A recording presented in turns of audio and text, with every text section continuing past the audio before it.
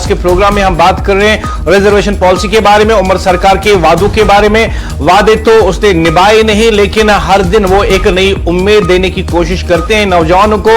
लेकिन आगा रूहुल्लाह जो कि रुकन पार्लियामान है और नेशनल कॉन्फ्रेंस से ही ताल्लुक रखते हैं, उन्होंने दो टोक अल्फाज में बता दिया है कि उमर सरकार इसको सरद खाने में नहीं रख सकती है इस मसले को, बल्कि 20 दिसंबर तक का वक्त जो है आगा रूहुल्लाह ने दिया है उमर सरकार को और बताया है कि 20 दिसंबर तक आप अपना फैसला सुना दे या फिर मैं जो है सड़कों पे फिर से उतरूंगा नौजवानों के साथ। और अब की बार ये एहतजाज सिर्फ एक दिन का नहीं होगा। आज कश्मीर में जो खामोशी फैली है वो सुकून की नहीं है, ये उन हजारों नौजवानों की जो चीखें हैं जिनका मुस्तकबिल रिजर्वेशन पॉलिसी की फाइलों में कैद है। 6 माह का वादा दिया गया था, फिर कहा गया चंद दिन, फिर 1 महीना, लेकिन हकीकत यह है कि हुकूमत के वादे वक्त के साथ साथ झूठे साबित होते थे और नौजवानों की जिंदगी सच की तरह जलती रही। यह रियासत आहिस्ता आहिस्ता वादों का कब्रिस्तान बनती जा रही है, जहां पे उमर अब्दुल्ला अभी चीफ मिनिस्टर है, जहां ख्वाब दफन होते हैं और फाइलों पर धूल जमी रहती है।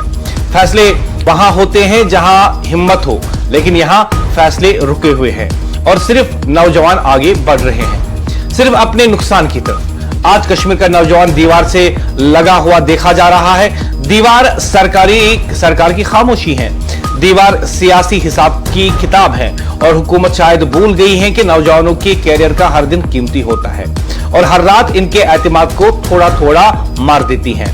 आज मैं आपसे वो बात कर रहा हूं जो हुकूमत नहीं सुन रही।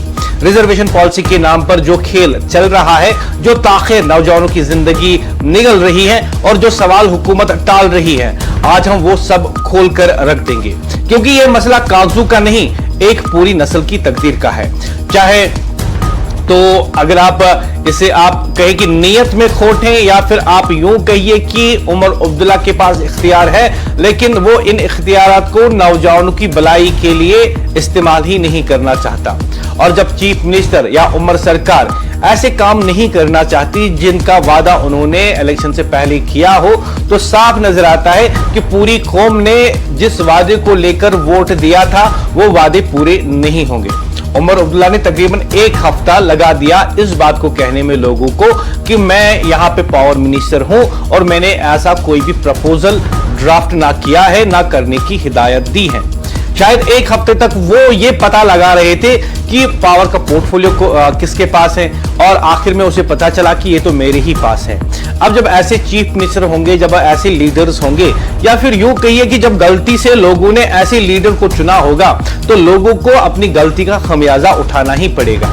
अब हम देख रहे हैं कि जो जमात नेशनल कॉन्फ्रेंस सबसे ज्यादा वाविला कर रही थी रिजर्वेशन पॉलिसी पे और लोगों में ये एतमाद दिखा रही थी कि बस पहले ही दिन जो है हम आकर इसे विड्रॉ कर देंगे, इसमें तरमीम कर देंगे। अब वह लोगों से वक्त पे वक्त मांग रही है और लोगों से कह रही है कि सब्र करो। खासकर जो ओपन मेरिट के नौजवान हैं उनसे कह रही है इंतजार करो।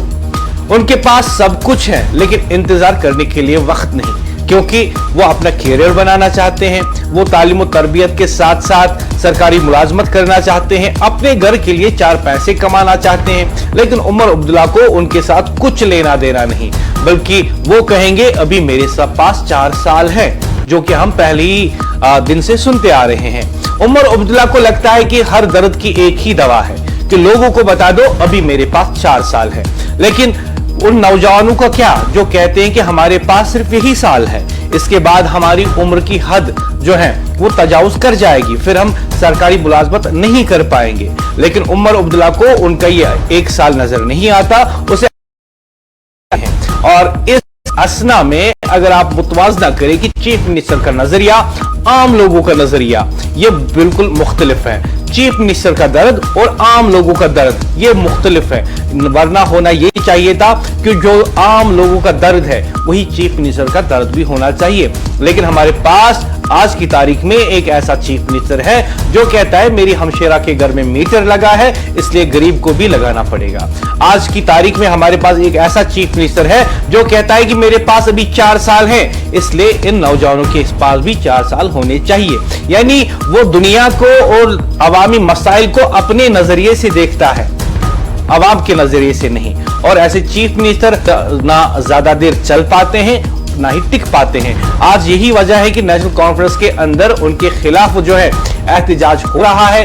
एमएलएज उनसे नाराज हैं, उनके एमपीज उनसे नाराज हैं और एक एमपी ने लोगों की फलाह बहबूद के लिए ऐलानन कह दिया है कि भले ही उमर अब्दुल्ला या नेशनल कॉन्फ्रेंस मुझसे नाराज हो, लेकिन मैं के लोगों की आवाज बनूंगा और उनके लिए सड़क पर आकर एहतजाज करूंगा।